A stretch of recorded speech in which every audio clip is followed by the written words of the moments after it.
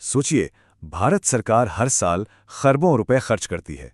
Health पर, education पर, defence पर, बड़े बड़े इंफ्रास्ट्रक्चर प्रोजेक्ट्स पर। लिस्ट बहुत लंबी है। पर कभी सोचा है कि इतने बड़े पब्लिक फंड का, मतलब हमारे आपके पैसे का, गार्डियन कौन है? आज हम भारत की एक बहुत ही पावरफुल संस्था को समझने वाले हैं, कंट्रोलर एंड ऑडिटर जनरल, जिसे हम सब CAG के नाम से जानते हैं। तो सवाल यही उठता है कि जब इतना पैसा खर्च हो रहा है तो कोई तो होना चाहिए ना जो ये देखे कि पैसा सही जगह सही तरीके से इस्तेमाल हो भी रहा है या नहीं। आखिर कौन है वो जो सरकार से उसके खर्च पर सवाल पूछने की हिम्मत रखता है? और इसी सवाल का जवाब है CAG। ये भारत की सबसे बड़ी मतलब सुप्रीम ऑडिट संस्था है। अब इसका काम सिर्फ हिसाब किताब चेक करना नहीं है, बल्कि सरकार की फाइनेंशियल अकाउंटेबिलिटी यानी वित्तीय जवाबदेही तय करना है।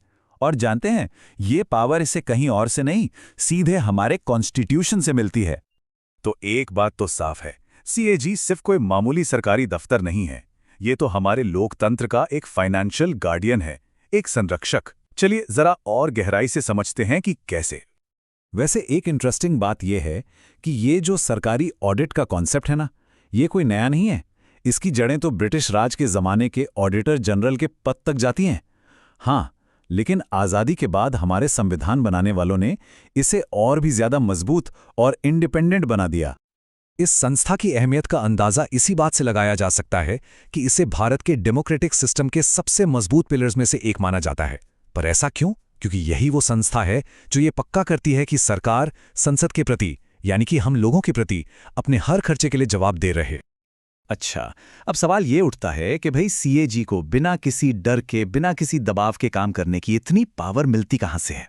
तो इसका जवाब एक ही है, सीधे भारत के संविधान से। देखिए, CAG की इंडिपेंडेंस और पावर की नींव हमारे कॉन्स्टिट्यूशन में ही डाली गई है, और खास तौर पर इन 4 आर्टिकल्स में। आर्टिकल 148 इस पद को बनाता है, 149 इसके काम और शक्तियों को डिफाइन करता है, 150 अकाउंट्स का फॉर्मेट तय करता है, और सबसे जरूरी आर्टिकल 151 ये तय करता है कि CAG की रिपोर्ट सीधी पार्लियामेंट तक पहुंचे ताकि उन पर खुलकर बहस हो सके। CAG की आज़ादी का सबसे बड़ा सबूत है उसके कार्यकाल की सुरक्षा।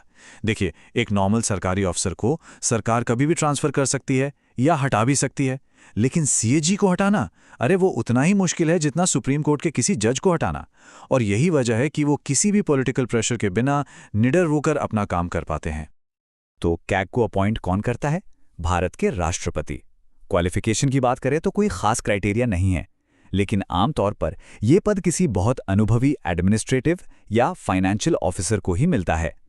इनका कार्यकाल होता है 6 साल का या फिर 65 साल की उम्र तक, इनमें से जो भी पहले हो जाए। ठीक है, तो अब तक हम ये तो समझ गए कि CAG एक बहुत पावरफुल और इंडिपेंडेंट संस्था है। पर अब असली मुद्दे पर आते हैं। इसका काम क्या है? ये दिन प्रतिदिन करता क्या है? CAG का जो दायरा है ना, वो बहुत बहुत बड़ा है। ये सेंट्रल गवर्नमेंट की मिनिस्ट्रीज से लेकर स्टेट गवर्नमेंट के डिपार्टमेंट्स तक, और सिर्फ इतना ही नहीं, सरकारी कंपनियों और कॉरपोरेशंस यानी PSUs के खातों को भी जांचता है।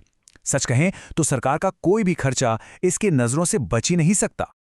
तो इसका मेन काम क्या है? सरकारी खजाने से हुए हर एक खर्चे का ऑडिट करना। ये देखना कि जिस काम के लिए पैसा मंजूर हुआ था उसी पर खर्च हुआ या कहीं और चला गया, सारे नियम कानून फॉलो हुए या नहीं। इसके अलावा ये PSUs की फाइनेंशियल हेल्थ को भी चेक करता है और सुधार के लिए अपने सुझाव, अपनी सिफारिशें देता है। अब आते हैं सबसे जरूरी बात पर। CAG का काम सिर्फ गलतियां निकालना नहीं है, बल्कि ये एक ऐसे प्रोसेस को शुरू करता है जिससे सरकार की अकाउंटेबिलिटी तय होती है। चलिए इस पूरे सफर को समझते हैं। ये प्रोसेस बहुत क्रिटिकल है, इसे ध्यान से समझिए। CAG अपनी रिपोर्ट तैयार करके प्रेसिडेंट या गवर्नर को देता है। वहां से ये रिपोर्ट पार्लियामेंट या विधानसभा में रखी जाती है, और फिर आता है सबसे अहम मोड़, पब्लिक अकाउंट्स कमेटी यानी PAC। ये पार्लियामेंट की ही एक कमेटी है जो रिपोर्ट की चीरफाड़ करती है और सरकारी अफसरों से तीखे सवाल पूछती है। असल में ऑडिट की ताकत यहीं से निकलती है। और यही वो पूरा प्रोसेस है जो हमारे लोकतंत्र को मजबूत बनाता है। इसी ट्रांसपेरेंट सिस्टम की वजह से सरकार अपने खर्च किए गए हर एक रुपए के लिए जनता के नुमाइंदों यानी पार्लियामेंट के सामने जवाबदेह होती है। तो चलिए अब इस पूरी बातचीत को समेटते हैं और ये देखते हैं कि आखिर सीएजी के काम का हमारे देश पर इतना गहरा असर पड़ता क्यों है और कैसे पड़ता है। अगर हम संक्षेप में देखें तो सीएजी का योगदान कई लेवल्स पर है। ये सरकारी कामकाज में फाइनेंशियल ट्रांसपेरेंसी लाता है, जिससे करप्शन और पैसों की बर्बादी पर रोक लगती है। इसकी रिपोर्ट से जो इनसाइट्स मिलती हैं उनसे सरकार को अपनी पॉलिसी सुधारने में मदद मिलती है, और सबसे बड़ी बात, इससे सरकार में आम जनता का भरोसा मजबूत होता है। तो निचोड़ ये है कि सीएजी सिर्फ हिसाब किताब का मुनीम नहीं है, इसका असली काम ये पक्का करना है कि सरकार जनता के पैसे को समझदारी और ईमानदारी से खर्च कर रही है। तो आखिर में एक सवाल पर सोचते हैं, जरा सोचिए, अगर सीएजी जैसी एक मजबूत और इंडिपेंडेंट संस्था ना हो जो सरकार से बिना डरे सवाल पूछ सके, तो क्या हमारा लोकतंत्र सच में इतना मजबूत रह पाएगा?